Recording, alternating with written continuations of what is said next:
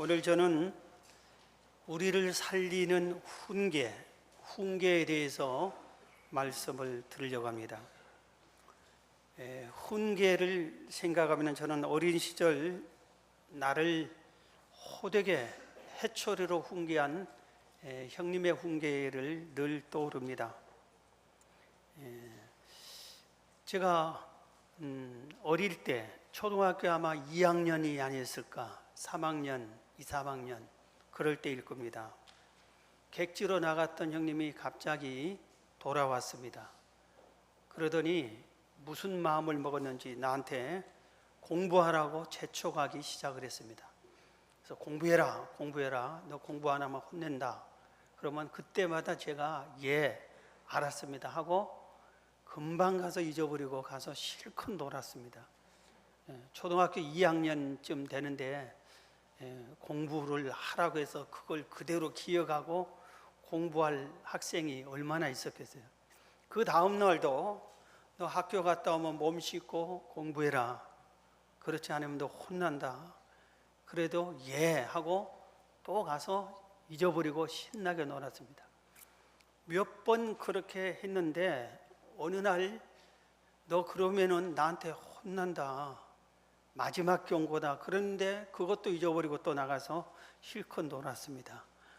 그런데 그날은 갑자기 저를 실컷 놀고 온 저를 불러놓고 우리 방이 있는데 옆에 마루가 광이 있어요. 그리 데려가더니 해초리를 들고 저를 인정사정 볼 것도 없이 때리기 시작했습니다. 그래서 얼마나 아프고 무서운지 때리기만 하는 게 아니라 옷을 벗으라고. 그래서 옷 입고 맞아도 아픈데 옷 벗고 때리는.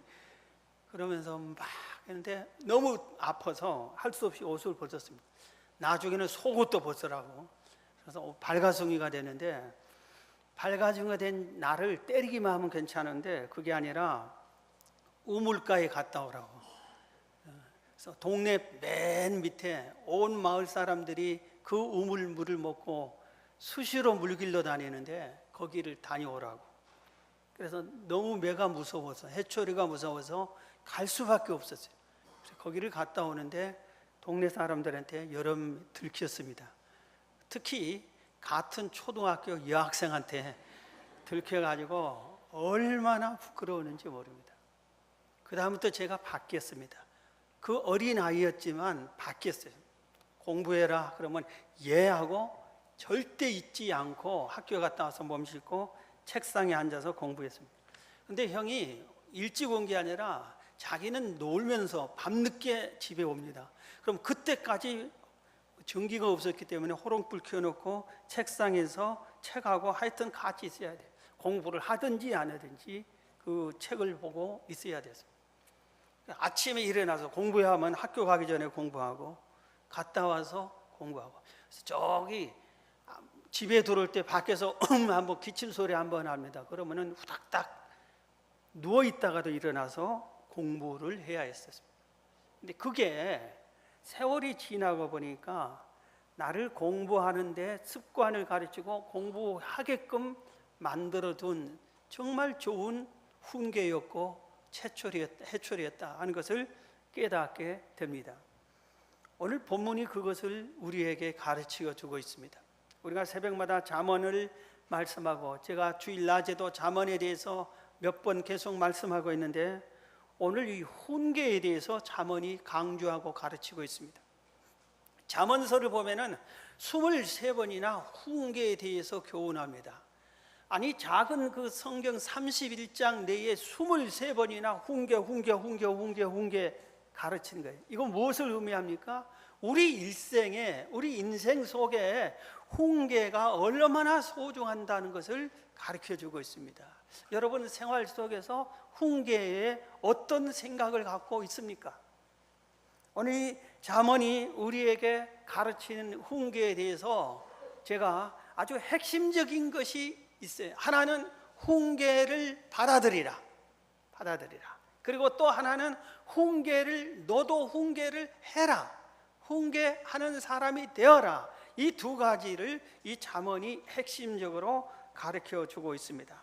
그래서 오늘 이 잠언 먼저 훈계를 받아들이라는 것을 오늘 본문에서도, 오늘 본문 잠언 23장 12절에 훈계에 착심하며, 그래서 훈계에 착심하며 지식의 말씀에 귀를 기울이라 그랬어요.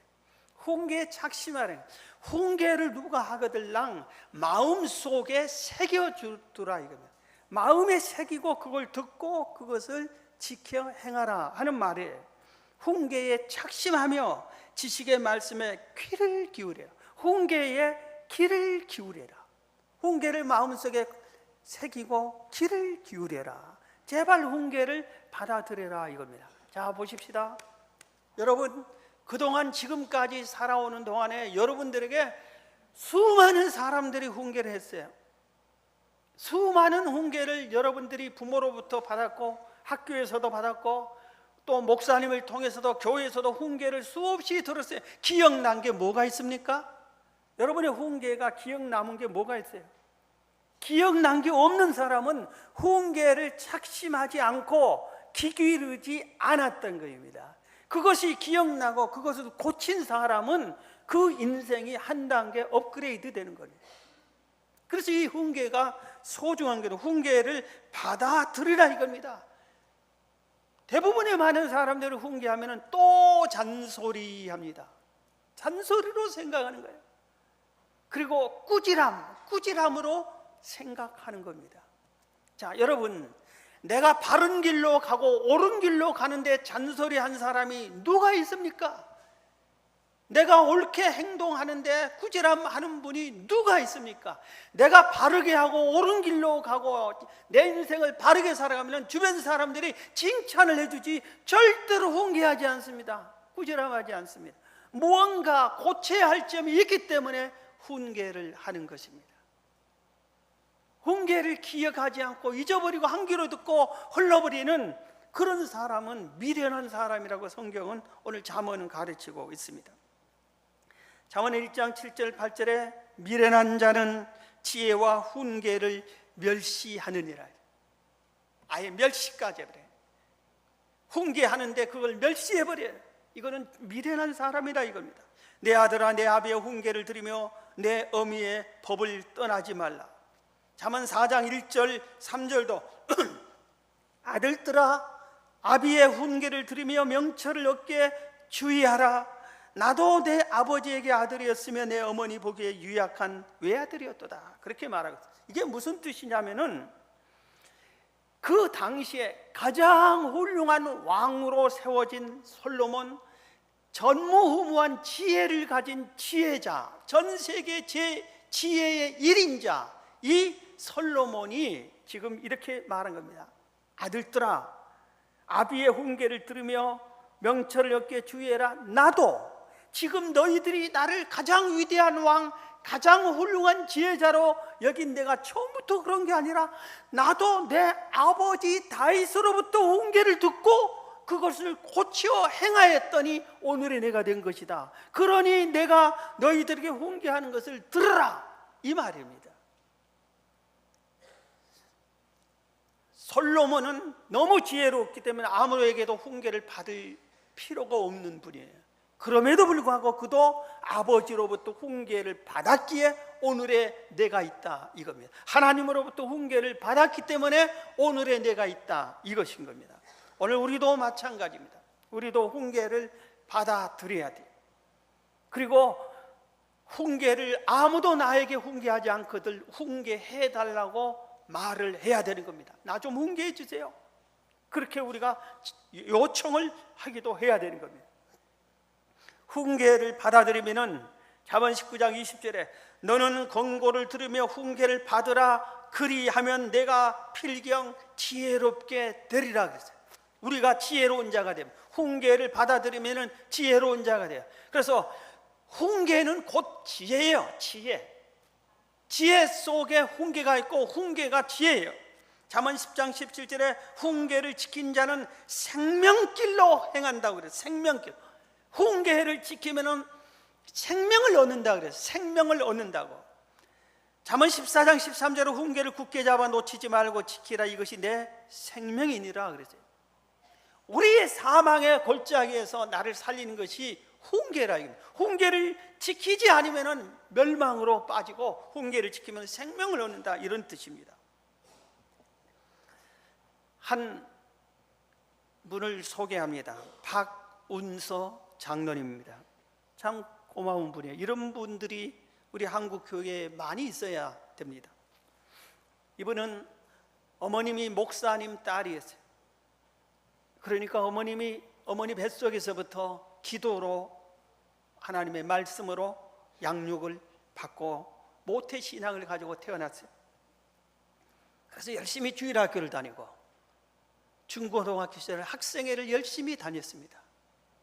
하나님의 은혜와 사랑을 받고 부모의 훈계대로 공부도 열심히 했습니다. 그래서 서울대학에 들어갔어요. 그런데 사람이 남보다 잘하면은 꼭 교만하기 시작해요. 서울대학을 들어가면서부터 교만하기 시작했어요. 그래서 모두 다 어디 가기만 하면 서울대생이라고, 너 공부 잘했다, 서울대생 자꾸 올려주니까 교만해지기 시작한 겁니다. 그러다 점점 하나님과 멀어져. 교만하면 하나님과 멀어지기 시작했어요. 나중에 행정고시에 딱 합격을 했습니다. 그냥 젊은 나이에 남들은 10년, 20년 내에 올라갈 그 직책을 그 당시에, 이분이 39년생이니까 그 당시에 높은 벼슬을 확 차지한 겁니다. 고시에 합격했어요. 그러고 나니까 교회를 더 멀리 했습니다. 하나님의 말씀을 듣지도 않았습니다. 하나님의 가까이 하지도 않았습니다. 이제 외무관이 돼가지고 뉴욕 총영사관에 근무하게끔 뉴욕으로 가게 됐어요. 이때 어머니가 그 다음에 인천공항도 없고 김포공항에서 출발하는데 김포공항에 가서 어머니가 간곡하게 마지막으로 훈계합니다. 아들아, 오늘의 네가 있는 것은 네가 잘나서가 아니라 하나님이 은혜를 베푼 거다. 봐라, 우리가 너를 얼마나 가르칠 여력이 있었냐, 하나님이 도와주신 거야. 제발 너 미국에 가거들랑 교회를 꼭 가거라. 왜 교회를 버리느냐, 하나님을 왜 버리느냐, 교회를 꼭 가야 네가 산다. 간곡하게 눈물로 호소하면서 훈계하고 권고해서 보냈습니다. 그런데 그 아들의 이 귀에 그 소리가 들어오지 않는, 훈계를 착심하라 이 말을 하지 않았어요. 훈계를 멸시했어요. 별소리를 다 한다고. 그런데 하나님께서 어머니의 기도를 들어서 그를 사랑하기 때문에, 그대로 놔주면 멸망하기 때문에 사랑하는 자에게 징계한다고 채찍질을 하기 시작했어요. 친구가 보증을 서달라고 했는데 이 보증 서준 친구가 부도가 나서 재산이 홀랑당 날아갔어요. 뉴욕에서 재산이 없어졌어요. 거기는 그래도 차가 있어야 되니까, 승용차를 차가 있어야 움직이니까 새 것을 샀는데 일주일 만에 새 차가 도둑 맞았어요.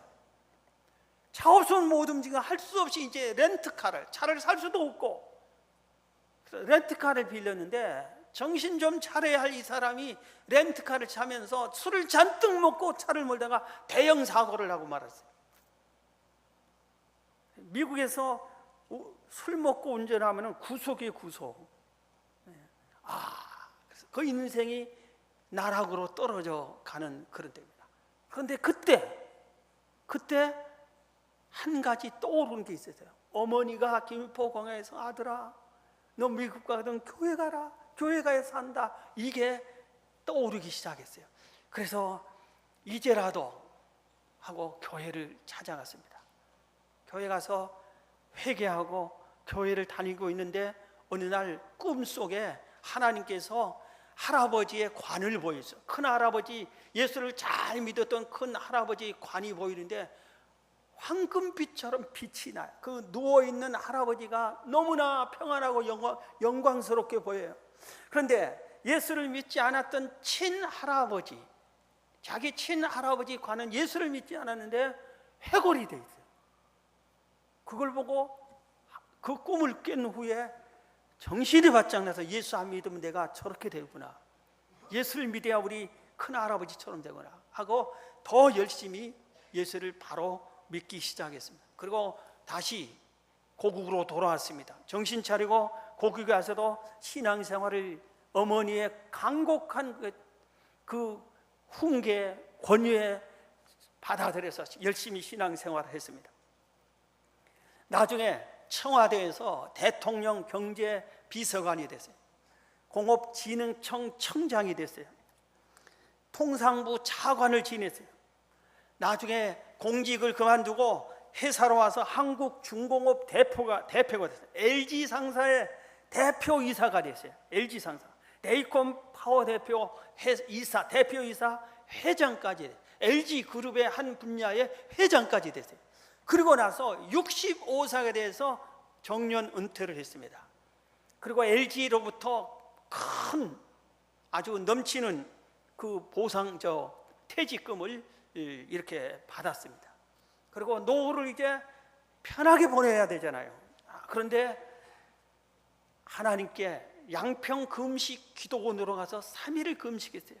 65세 된 할아버지가, 그리고 퇴직을 해서 퇴직금을 받아서 이제 편히 살 그가 하나님께, 내가 퇴직했는데 하나님 은혜로 이렇게 영광스럽게 퇴직까지 했는데 어떻게 살아야 됩니까? 퇴직 후에 내 인생을 하나님께 영광 돌며 하나님 뜻대로 살고 싶습니다. 어떻게 살아야 됩니까? 하고 기도를 하고 3일간 금식하며 기도를 했어요. 그랬더니 하나님께서 환상을 보여줬어요. 뭘 보였냐면, 회장 시절에 필리핀에 골프 치러 가끔 간 적이 있는데 거기에서 아주 야마족이라고 하는, 필리핀의 망한족이라고 하는 아주 깊숙한 산속에 부족이 있었어요. 그래서 필리핀 사람들이 또 그 부족을 무시하고 천대하는 그런 버림받는 부족, 망한족들이 살고 있는데 그 망한족들이 도와달라고 하는 그런 환상을 봤어요. 그러면서 하나님께서 네가 가라고, 도와달라고, 그리고 가서 도와달라고 그럽니다. 그래서 정신 차리고 난 후에 하나님께 다시 이렇게 기도합니다. 하나님, 내가 LG로부터 회장, 대표이사, 회장 여러 가지를 겪으면서 얼마나 많은 퇴직금을 받았습니까? 이 퇴직금을 몽땅 다 그쪽으로 보내겠습니다. 그러니 젊은 선교사를 보내세요. 나는 65세 늙어서 안 됩니다. 그러니 돈은 내가 다 주겠습니다. 그러니 젊은 사람 보내라고 했어요. 그것만 해도 너무 귀하잖아요. 그런데 하나님께서 내가 돈이 없어서 너를 가라고 그런 줄 아느냐? 네가 가야 된다. 그래서 할 수 없이 본인이 그리 갑니다. 그것이 얼마나 오지냐면 비행기 타고 마닐라에 가서 거기서 버스를 2시간 타고 그 다음에 배를 3시간 타고 그 섬에 도착해서 그 섬에서 다시 버스를 3시간 타고 걸어서 또 3시간 들어가고 그렇게 해야만 가는 그곳이, 거기에 갔더니 얼마 안 돼서 그 주민 사람들이, 땅 주인들이 제발 이 자기 땅 좀 넓은 이 평야 땅을 사달라고 막 조릅니다. 그래서 할 수 없이 그 땅을 5만 평이나 샀습니다. 그런데 이 망한족이 평소에 꿈이 하나 있어요. 뭐냐? 내 평생 죽기 전에 쌀밥 원 없이 먹고 죽고 싶다 이겁니다. 그렇게 어려운 이 족속들입니다. 거기서 쌀 농사를 지어서 이 망한족 부족의 사람들에게 푸짐하게 쌀밥을 먹게끔 도와줍니다. 그러면서 복음을 전합니다. 10년 가까이, 지금 9년째 그렇게 됐습니다. 그런데 보세요, 교회를 14개나 세웠습니다. 교회를. 그리고 그 땅에서 농사지어서 지금도 그걸로 가지고 교회도 세우고 그 부족 주민들을 이렇게 또 다른 주민들을 복음을 전하고 있습니다. 할렐루야. 자, 여러분, 훈계를 받아들이지 않으면 잠언은 이렇게 말합니다. 악에 빠진다. 잠언 5장 12절 14절에 훈계를 받아들이지 않으면 악에 빠진다. 죄악의 길에 서게 된다. 잠언 13장 18절에 훈계를 저버린 자에게는 궁핍과 수욕이 이른다. 훈계를 저버린 사람은 가난이 따르고 수치를 당하는 인생이 되게 해줄 거다 이겁니다. 15장 15절에는 아비의 훈계를 업신여긴 자는 미련한 자다. 예레미야 6장 8절은 예루살렘아 너는 훈계를 받으라. 그렇지 않으면 내 마음이 너를 싫어하고 너를 황폐하게 하여 주민이 없는 땅으로 만들리라 그랬어요. 하나님이 훈계를 했는데도 하나님의 훈계를 받아들이지 않으면 하나님이 싫어해 버린다고 했어요. 그 사람을. 사랑의 하나님인데도 훈계를 받지 않는 사람은 싫어하시고 미워하신다 이겁니다. 그리고 그 인생을 황폐하게 해버린다 이거죠. 여러분, 훈계를 받아들이시기를 주의 이름으로 축원합니다. 우리의 교만한 마음을 꺾고 혹시 어린아이가 나를 훈계할지라도 받아들이세요. 아내가 훈계 무슨 말을 하거든 하면 잔소리 그만해. 당신이 뭘 안다 그래? 그러면은 그 가정은 황폐해집니다. 말씀 그대로. 훈계를 하면은 생각해봐서 그게 옳은 소리거들랑 받아들여요. 여러분, 아내가 남편에게 한마디도 못한 그런 가정은 참 불쌍한 가정이에요. 불행한 가정이에요. 남편 생각에는 내가 확 휘어잡고 내 맘대로 산다, 나 같은 사람 없다, 그럴 것 같으니 그 인생 참 불쌍하고 그 앞길이 황폐해지기 쉽고 그 자녀들이 참 불쌍하게 돼요. 훈계를 전혀 받아들이지 않아요. 어디서든지 누가 선배가 훈계해도 후배가 또 선배님 이건 이래야 되지 않겠습니까? 이렇게 하면은 받아들여야지. 그게 옳은 소리면은 받아들이고 고칠 줄을 알아야지. 여러분, 직장에서 좋은 직장인이 되려면은 모든 사람들의 훈계를 받아들일 줄 알아야 돼요. 그리고 그걸 내 것으로 만들고 고칠 줄 알아야 돼요. 훈계를 받아들인 자가 내 인생이 정말 복된 인생으로 만들어 생명을 얻는 거예요. 여러분, 훈계를 받아들이기를 주의 이름으로 다시 한번 축원합니다. 자, 그러면은 잠언서에서 핵심적으로 잠언이 훈계를 강조하면서 직접 훈계를 한 내용들이 많습니다. 잠언의 핵심 훈계 7가지를 짤막하게 소개하겠습니다. 첫째, 여호와를 경외하라고 그래요. 여호와를 경외하라. 이 박운서 장로님의 어머님께서 내 아들아 여호와를 경외하라는 거죠. 록펠러 어머님이 록펠러에게 아들아 하나님을 제일로 섬겨라. 1번 첫 번째, 하나님을 제일로 섬겨라. 하나님을 네 친아버지처럼 섬겨라. 이게 록펠러 어머니가 어린 록펠러에게 심어준 첫 번째 훈계.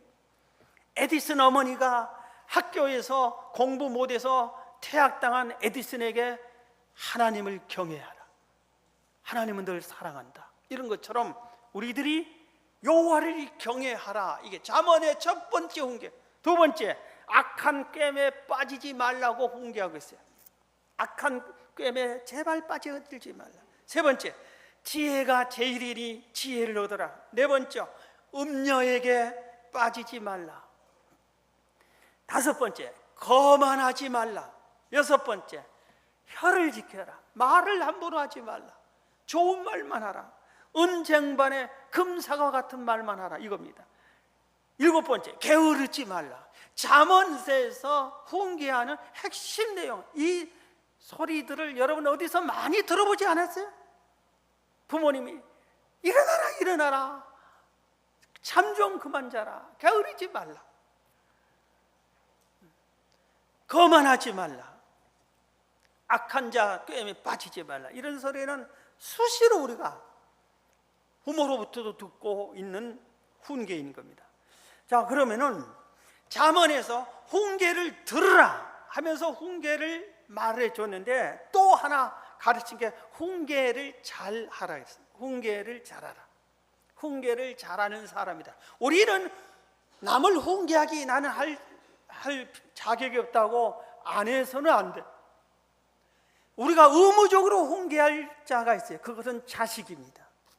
아무리 내가 훈계를 안 하려 해도 내 자식에게는 훈계를 할 줄 알아야 돼요. 그리고 직장에서도 내가 직장의 리더면은, 우리 팀의 리더면은 그 팀원들에게 훈계할 줄을 알아야 돼. 그런데 훈계를 잘하려면 어떻게 해야 되냐? 무조건 큰 소리로 옳은 소리만 크게 외친다고 그 훈계가 되느냐? 아닙니다. 훈계를 잘하는 것은 뭐냐? 상대방이 나의 훈계를 받아들이게끔 하는 것이 훈계를 잘하는 거예요. 받아듣게끔 훈계를 잘해야 돼요. 그래서 훈계를 할 때 지혜롭게 훈계해야 돼요. 지혜롭게. 그래서 잠언세에는 돼지 코에 금고리를 달지 말라 그래서, 미련한 자를 훈계하지 말라 그래서, 오히려 그가 너를 해친다 그래서, 아예 상대방이 훈계를 전혀 받아들이지 않는 미련한 자에는 아예 훈계를 하지 말라 이겁니다. 그런데 우리가 인과관계로서 뗄 수 없는 자녀들은 절대로 훈계를 안 할 수 없잖아요. 오늘 본문이 두 번째 그 교훈의 13절에 잠언 23장 13절, 아이를 훈계하지 아니하려고 하지 말라. 훈계를 꼭 하라 이 말이죠. 채찍으로 그를 때릴지라도 그가 죽지 아니하리라 그랬어요. 아이를 꼭 훈계해야 된다. 혹시 채찍으로 훈계해도 애가 죽지 않는다, 이 말은 애를 살린다 이 말입니다. 그런 훈계를 꼭 하라 이겁니다. 잠언 22장 6절에도 바로 이 앞장에도 마땅히 행할 길을 아이에게 가르치라. 그리하면 늙어도 그것을 떠나지 아니하리라. 아이에게 잘 훈계해서 가르쳐주면 늙어도 그걸 잊지 않고 잘 지켜나간다 이 말입니다. 에베소서 6장 4절에도 또 아비들아 너희 자녀를 노엽게 하지 말고 오직 주의 교훈과 훈계로 양육하라. 자녀를 우리는 양육할 의무가 있어요. 뭘로? 주의 교양과 훈계로 양육하라. 주의 교양은 하나님의 주의 말씀도 되지만 교양 있게 하라. 주님의 뜻에 맞춰서 지혜롭게 양육하라. 그래서 우리들이 주의 교훈과 훈계로, 주의 교훈과 훈계로 양육하라. 자, 신구약 모두 성경은 자녀를 훈계하라고 가르치고 있어요. 그래서 우리는 자녀를 훈계해야 돼요. 자, 그런데 보세요. 제가 한번 그래서 생각을 해봤어요. 자녀들을 훈계할 때 어떻게 해야 할까? 해보니까 오늘 말씀처럼 아이일 때는 채찍을 들어도 된다 이거. 아이일 때는 채찍이 효과를 볼 수 있어요. 그래서 여기서 아이일 때 채찍이라고 그랬지 아이일 때 몽둥이라고 안 했어요. 아이를 몽둥이 같이 때리지 말아요. 아이를 채찍으로 이렇게 훈계를 하는 겁니다. 아이일 때는 그러면 아이가 정신을 바짝 차려요. 저도 아이였을 때, 그래서 아이는 몇 살까지일까? 태어나서부터 한 초등학교 2, 3학년, 2학년까지를 아이라고 생각하세요. 어린이날, 어린이 주일은 초등학교 6학년까지 들어갔는데 요새는 빨리 성숙해서 초등학교 3학년부터 벌써 사춘기가 들어가는 애들이 있어요. 그러니까 사춘기가 들어가지 않는 그 밑에를 우리가 아이라고 생각했어요. 그래서 이럴 때는 옳은 말을 하되 말을 잘못 들으면은 미리 경고한 다음에 채찍을 해서라도 고쳐줘야 돼요. 바르게 고쳐줘야 돼요. 그러면은 그 아이가 바르게 됩니다. 그런데 요새 부모님들 중에서 내 자녀 오냐 하고 애기를 금쪽까지 생각하면서 자기도 애에게 한 번도 큰 소리 안 치고 채찍질 안 하고 누가 한 번 큰 소리 치고 뭐 했다면 난리 치는 부모님인데 그 부모가 그 자식을 잘 망치고 있는 겁니다. 제발 좀 애 좀 덜 사랑하세요. 덜 사랑하세요. 덜 사랑한다면 표현이 틀려요. 바르게 사랑하세요. 바르게 사랑. 오냐오냐로만 키려면 애가 버릇이 없어져요. 잘못되어 가는 거예요. 그래서 채찍질해. 애가 실수하는 것이 훨씬 더 많지, 잘한 것보다 실수가 더 많은 게 어린 아이 시절이에요. 그래서 채찍을 해요. 자, 그 다음에 청소년 시절에 초등학교 3학년부터 고등학교 때까지, 이때는 우리가 뭘로 훈계를 하는 게 옳은가? 말로 하는 게 좋아요. 말로. 그리고 물론 여러 가지 약속을 지키고 이런 방법으로 너를 잘못하면은 훈계하겠다, 그리고 뭐 벌을 내리겠다 이런 것도 있겠지만 이해를 시켜줘야 돼요. 아주 민감한 사춘기 시절에 설득을 잘 해줘야 돼요. 너 이거 이렇게 해서 네가 잘못된 것이냐, 내가 고쳐야 되겠냐, 그 애가 이해될 때까지. 그리고 어떻게 얘기를 해야 이해가 될까 우리가 생각하면서 그냥 말로 훈계를 해야 됩니다. 청년 때는 어떻게 해야 돼요? 청년 때는 행동으로 본을 보여야지. 물론 처음부터 부모는 자녀의 본이 돼야 됩니다. 그러나 특히 청년 때는 본을 보이면서 말로 훈계해야 돼. 본을 보이면서 행동으로, 내 행동으로 가르쳐야 되는 겁니다. 게으른 자녀 앞에서 같이 게으르면 안 돼요. 자기가 열심히 부지런히 일하면서 일어날 때가 되지 않았느냐, 그래야 그 자녀가 미안해서라도 일어나서라도 자기도 뭐 도우려고 하지, 자기는 누워있으면서 공부해야 되지 않느냐 이놈아, 그런 식으로 하면은 부모의 말을 듣지 않습니다. 당신이나 잘하십시오 그래 버린다 이겁니다.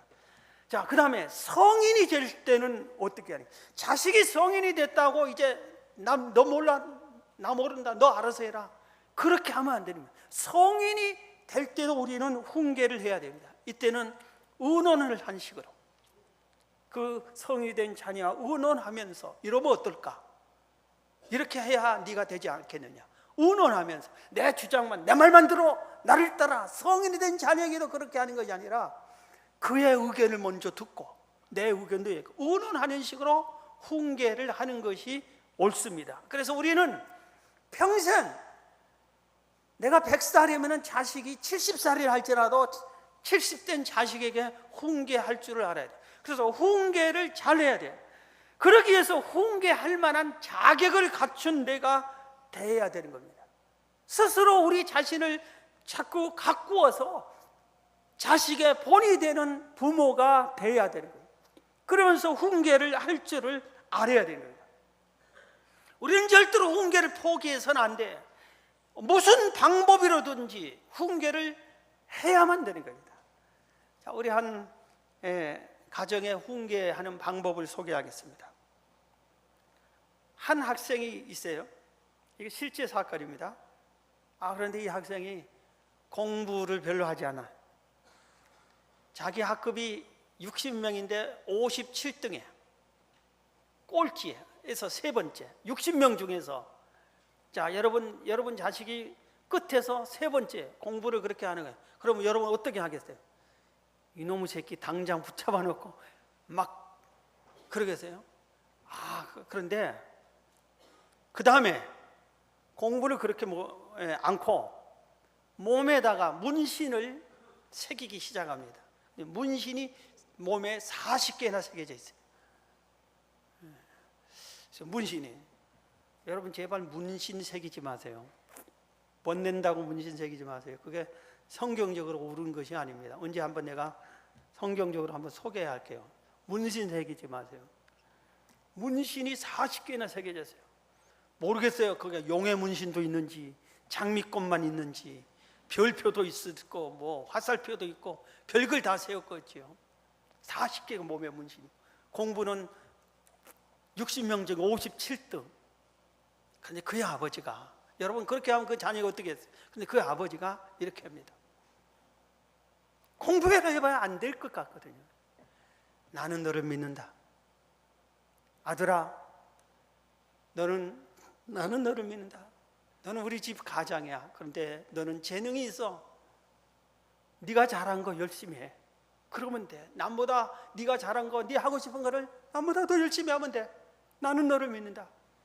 끝까지 믿어주세요. 어떻게 하다 겨우 대학을 들어갔는데, 그것도 중퇴하고 미국으로 건너가죠.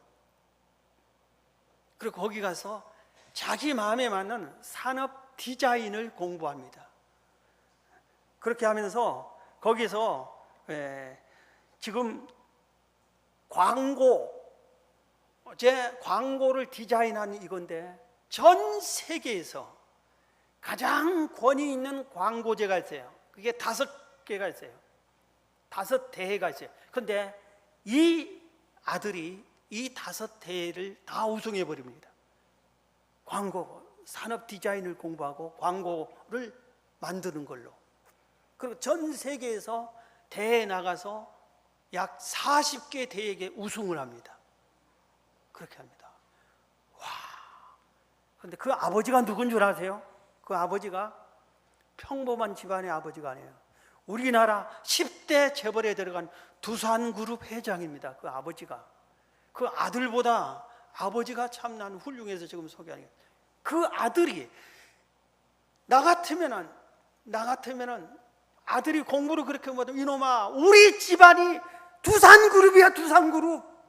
우리나라에서 10번째 안에 들어간 이 대그룹의 아들 대를 위할 네가 공부를 이렇게 해가 되겠냐고 가다 놓고 서울대 교수를 아니면은 서울대 공부 잘한 애를 강제로 가정교사해서 강제로 공부를 시켰을 거 아니에요. 나 같으면 그랬을 것 같아요. 몸에 문신을 해? 그걸 살려 도려낼 것 같아요. 문신한 곳을. 네가 우리 집안이 어딘데? 아마 그랬을 것 같아요. 그런데 그 이분이 지금 현재 박용만 두산그룹 회장이에요. 이분은 그 자식을 그렇게 합니다. 나는 너를 믿는다. 네가 잘하는 분야를 남보다도 열심히 최선을 다해라. 나는 너를 믿는다. 공부 괜찮다. 한 번도 공부하라는 소리를 안 했다고 그래요. 지금은 이 아버지보다 이 아들이 박서원 씨인데 이제 회사를 차리고 이렇게 했는데, 이분이 세운 광고를 전에 제가 한번 설교 때 했어요. 테러가 한참 많을 때 테러를 방지하는 그 포스터를 그걸 하나 만드는데 그게 우승한 아주 세계적인 작품인데, 무장한 테러 분자가 긴 장총을 들고 겨눕니다. 그런데 전신주에 그걸 붙여놓는데 이 장총 끝 부리가 빙 돌아와서 자기를 겨루고 있어요. 그래서 앞만 보면은 멋있는 무장 분자가 착 총을 겨루고 하는 것 같아. 전체를 돌아보면은 네가 남을 테러하고 죽이면은 그 총뿌리가 너를 겨눈다. 이런 뜻으로 표현을 그렇게 하니까 사람들이 그걸 박수 치지 않을 수가 없는 거예요. 어떻게 저렇게 표현을 잘했냐 이겁니다. 지금은 전 세계에서 아버지보다 이 아들이 더 유명합니다. 지금은 자기가 개인 회사를 차려놓고 대학 강사로, 그리고 또 미혼모, 그리고 불치병을 위한 후원자로 활동을 한 훌륭한 사람이 된 겁니다. 자, 여러분, 나단 선지자라는 선지자가 있어요. 하나님께서 다윗 왕에게 훈계하라고 명령합니다. 나단 선지자가 쉽게 할 그럴 처지가 아니에요. 다윗 왕이 너무나 위대한, 온 국민뿐만 아니라 지역의 모든 나라에서도 인정한 훌륭한 왕이에요. 그런데 그 왕에게 잘못했다고 훈계하러 가라니 무명 선지자인 나단이 가서 훈계했다가는 단칼에 목이 벨지 몰라. 면회도 안 시켜줄지도 몰라. 그러나 나단 선지자는 훈계하러 갑니다. 왕궁에 갑니다. 그리고 문을 두드립니다. 왕을 만나러 왔다고 그럽니다. 내가 왕을 훈계하러 왔다고 그럽니다. 왕을 만나주게 해달라고 그럽니다. 그런데 하나님이 함께 하니까 왕을 만나게 해줍니다. 그리고 다윗 왕에게 호통을 칩니다. 당신이, 하나님의 사랑받은 당신이 남의 아내를 겁탈하고 그 남편을 죽이고 이 못된 회개하라고 그렇게 외칩니다. 그때 다윗이 신하들에게 이놈 죽이라 하면 죽고 말았을 거예요. 다윗이 위대한 것은 그 훈계를 받아들이고 그 자리에서 꼬꾸라지고 회개하고 일주일 금식기도 들어갑니다. 회개하고. 불륜에 의해서 난 아들이 죽어버립니다. 그리고 다윗은 침상을 적시며 계속 회개, 하나님의 노가 풀릴 때까지, 하나님으로부터 용서받을 때까지 회개합니다. 그리고 새로운 왕이 돼서 더 위대한 왕으로 됩니다. 왜? 나단 선지자의 훈계를 받아들였기 때문에. 나단 선지자는 그 위험을 무릅쓰고 훈계를 했기 때문에 나라까지 살린 것이 된 겁니다. 말씀을 마치겠습니다. 여러분, 훈계를 받아 들으십시오. 그리고 훈계를 지혜롭게 하십시오. 그래서 여러분의 가정도, 여러분들도, 여러분의 교회도 더 아름다운 가정과 교회가 되길 주의 이름으로 축원합니다.